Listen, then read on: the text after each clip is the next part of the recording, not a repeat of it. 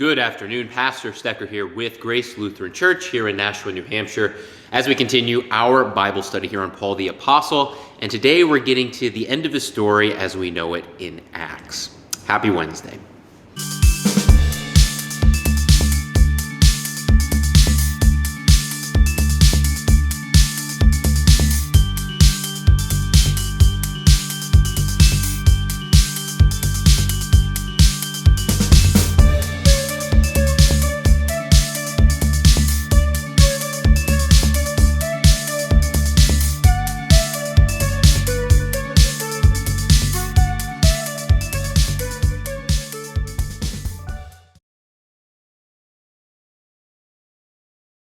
In today's lesson, we will conclude Paul's story as found in the book of Acts.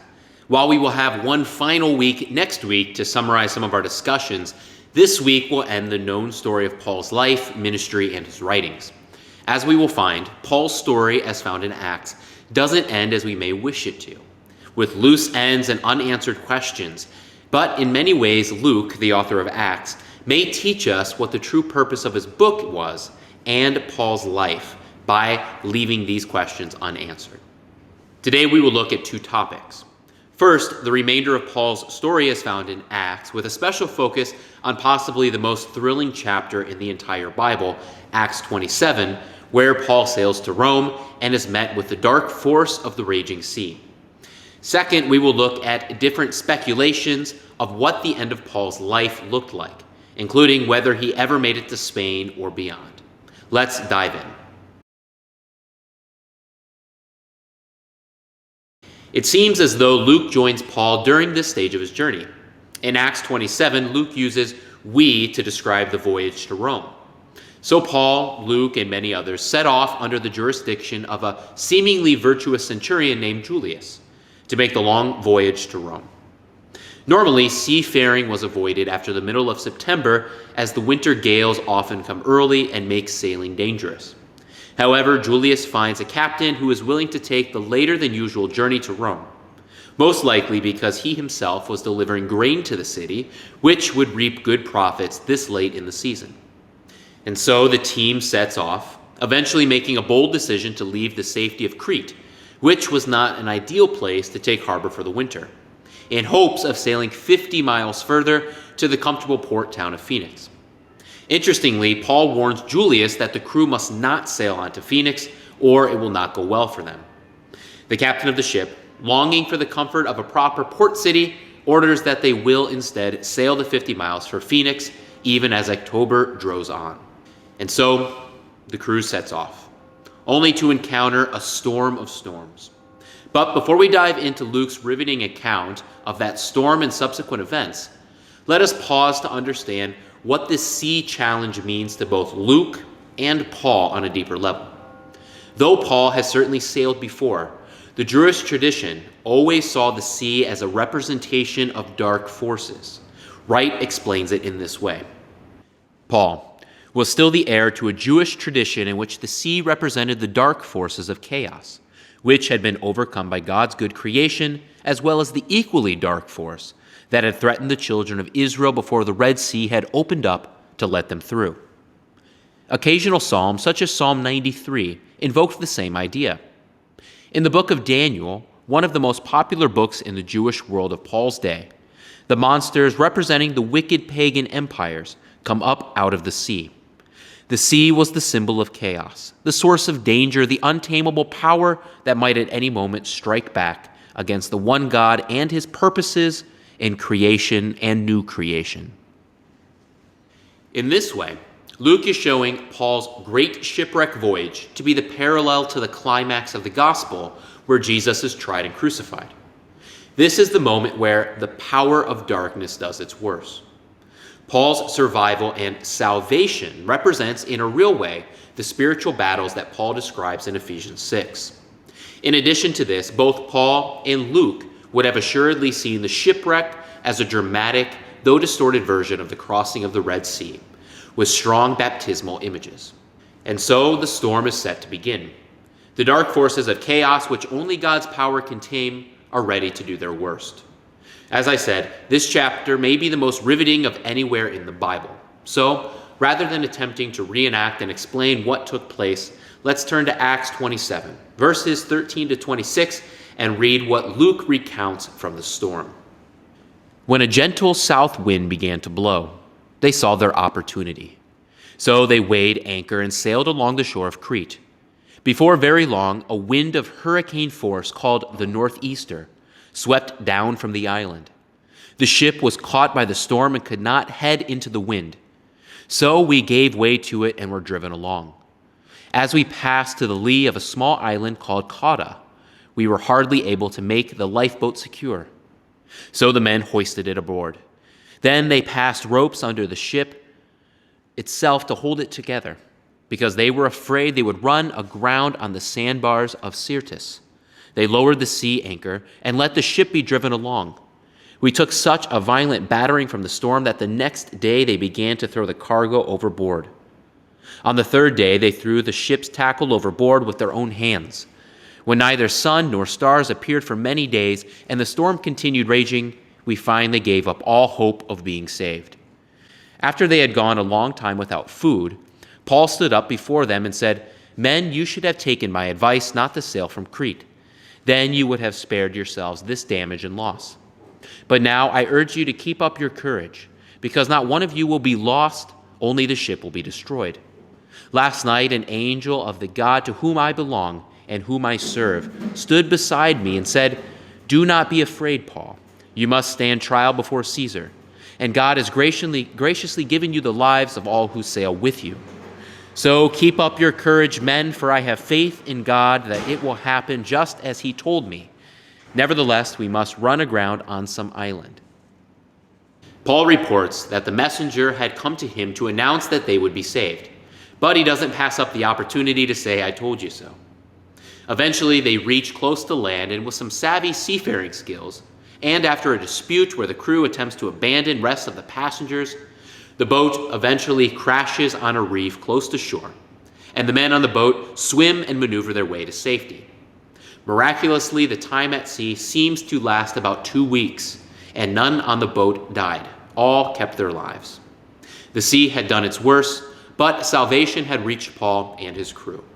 Next, Paul makes quite an impression on the inhabitants of the island Lystra. Right after they are welcomed ashore, Paul is attacked by a deadly viper who latches onto his hand. The inhabitants immediately think that this must be the work of the gods who are determined to see Paul dead. However, Paul understands that this is the work of the one true God. And so Paul pulls the snake off of his hand, throws it into the fire, and shatters all expectations, as instead of falling dead from the poison, he calmly joins the others for the meal, showing that both storm and serpent cannot overtake him because of the God who protects him. The raging sea and the old enemy, the serpent, overthrown by God's great apostle, or should we say by the God whom the great apostle worships. Either way, the locals are astonished, and even more so when Paul then heals the head of the island, Publicus's father. Next, the sick from the island are brought to him, and Paul heals many. Once again, we see that God is working through these situations to bring about faith and to exact the overthrowing of the pagan gods through the works and proclamation of Paul. This is exactly what Paul had set out to do, to show that Jesus was the true Lord, and here through the midst of the storm and serpent that he was doing just this. After the winter spent on Lystra, the crew eventually sails to Rome. After all of the events, it seems that Paul is less of a prisoner, having earned the respect of the centurion and of the crew. En route to Rome, he is continuously greeted by travelers who have heard of his letters and who wish to hear him speak. He is also given great freedom as Julius trusts that he will not run away, allowing him to go about with only one Roman guard. Eventually, he reaches Rome, in what is most likely early 60 AD. Paul is then given an apartment, seemingly in the middle of Rome, where he is allowed to live a pretty normal life, once again with only one Roman guard. He spends 2 years at least in the apartment before his trial before Nero. During this time, he once again works hard to preach to the church and to reconcile with the Jews, showing that he hasn't left the faith, but instead is preaching the fulfillment of the Jewish nation in Jesus Christ. And then the story ends. It ends with the message that Paul continued to preach the kingdom of God and of the Lord Jesus Christ to all who came to see him, with all boldness and without hindrance. And that's it. We aren't told whether Paul's letter to Rome had led to a Gentile and Jewish church that reached unity and a high respect and understanding of the Old Testament scriptures.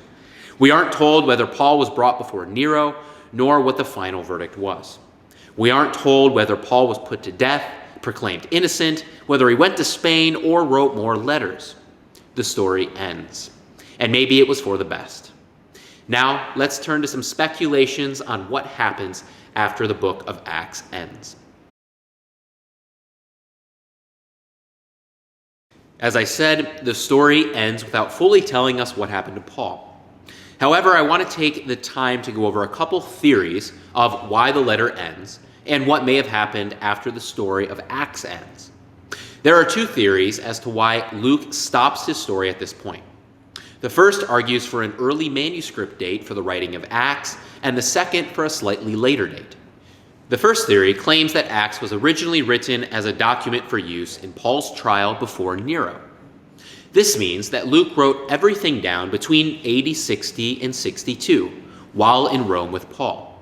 The whole thing would have been building toward the coming appearance before Nero, with a heavy emphasis on Paul's innocence and on his standing as a loyal yet messianic Jew. The second theory argues for a later date of Luke's writing of Acts. This would mean that Paul knew the result of the trial but chose not to draw attention to it, especially if Paul had been condemned. Or even if Paul had been set free and continued on with his ministry, it may mean that Luke's purpose had ended by his focusing on Paul's mission from Jerusalem to Judea to Samaria and now to the ends of the earth with Rome. Which theory do you like better? Comment below and let me know. The other speculation has to do with the remainder of Paul's life and his death. If Paul arrives in Rome in AD 60 and spends 2 years in his apartment before the trial, this leaves us with a couple possibilities. First, Paul may have gone before Nero in 62 and been ordered to be put to death. This would mean that we have the entire story of Paul's ministry minus his final trial and death. Second, he may have been proclaimed innocent, or even merely just not put to death. If this is the case, that means that Paul would have died at a later date and would have had the opportunity to continue some form of his ministry. Before we discuss the possibilities of further missions by Paul, let us first discuss his death. There is a possibility that Paul was never martyred. Maybe he lived to an old age in some city. While this is a possibility, this is not the most supported theory. The biggest consensus seems to be that Paul was not put to death in 62 when he stood before Nero, but instead in 64, when many Christians, possibly Peter himself, were put to death. This is because the Christians were blamed, almost assuredly falsely, for a fire that took place in a rich area of Rome. Nero lashed out against the Christian community and many were put to death.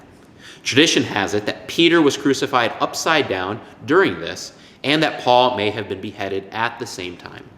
Either way, this would leave at least 2 years for Paul to continue his mission. There are some claims that Paul may have changed his mind and returned back to Troas and some other of the Gentile nations in the east. Others claim, maybe more substantiated, that Paul did go on to Spain and preach there. And still others claim that Paul went not only to Spain, but even on to England's Green Mountains. While all of this is speculation, there are good arguments that support these theories. Let me know, either in the comments below or in our Thursday Bible study, which takes place tomorrow at 1 p.m., what you think most likely happened to Paul. Thank you for joining us. Next week, we will finish up with our Bible study here on Paul the Apostle. Thank you for joining us. We hope all of you have a wonderful day. God bless.